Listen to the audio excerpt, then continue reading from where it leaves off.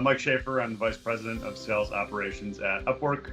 I've been with the company a little over 2.5 years now. Our enterprise sales organization itself is still somewhat in its infancy. I'd say it's been around for about 5 years, only really the last 3 years in earnest, I'd say. So been very much on a growth path over that time, and we've gotten to a point now, and certainly why we've engaged or had engaged with Spaulding Ridge was to really help us prepare for the future growth and unlocking some of the things that really will allow us to scale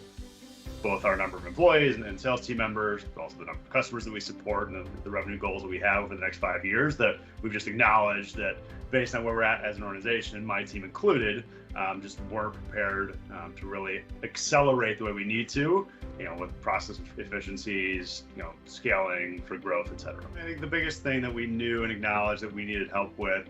within our team was within CPQ and kind of our deal desk function in general and how we support the contracting process, both for net new customers to an enterprise agreement with Upwork, as well as the kind of renewal process for existing customers.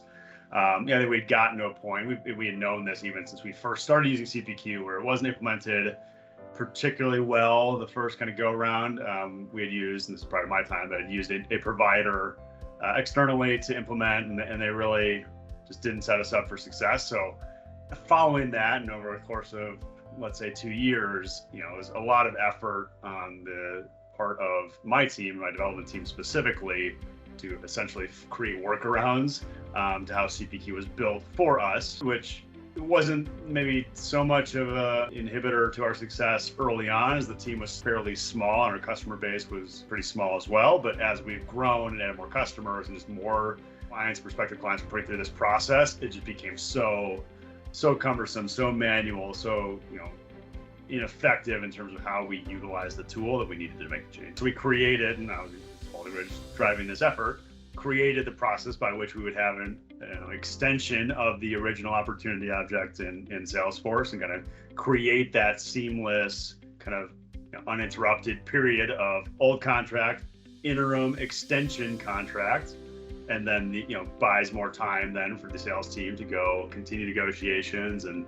wrap up the actual renewal that we wanted to be in place at the time of the original contract expiring. So having that mechanism and that specific functionality to bridge that gap. So we've had, again, that call it 10 to 12 list of customers that we've used that for and successfully kind of bridged the gap, and therefore been able to collect the revenue